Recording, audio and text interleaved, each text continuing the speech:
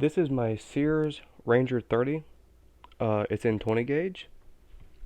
It is a John Browning design, as you can tell by the receiver.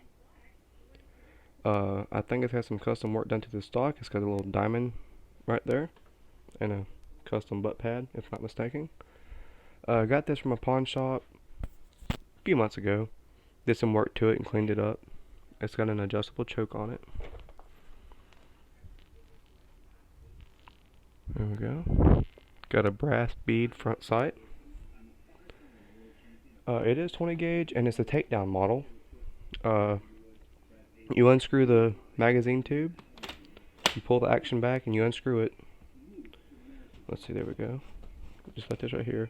While you unscrew the magazine tube, this little cam right here moves and it pulls up the receiver just like that.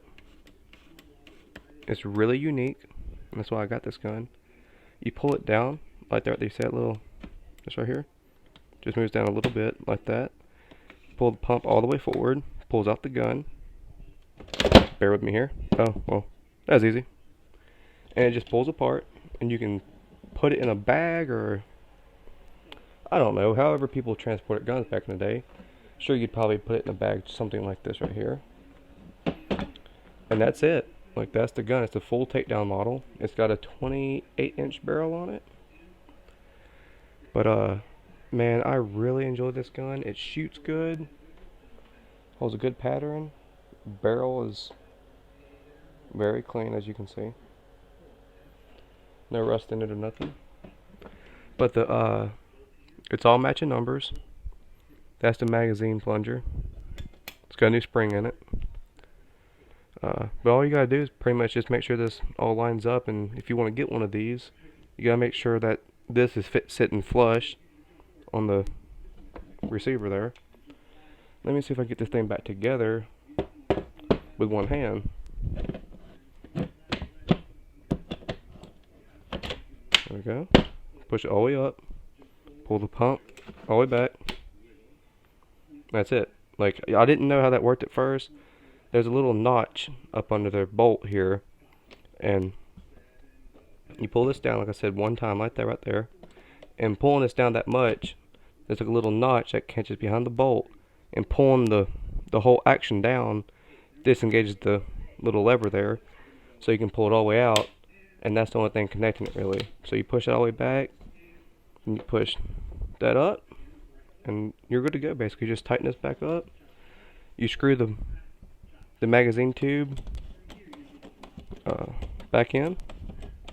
There you go.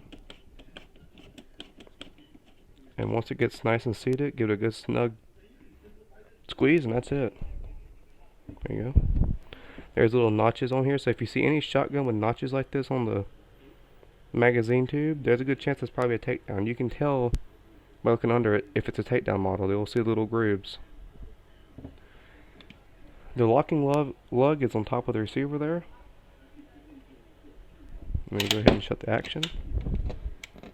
Go ahead and lock it up. There we go. Let me go ahead and get this pin back up. I'll flip the gun around. There we go. This is the pump release. And this is also, fun fact, it's a slam fire. So if you want to, you could pop off as many rounds as you want.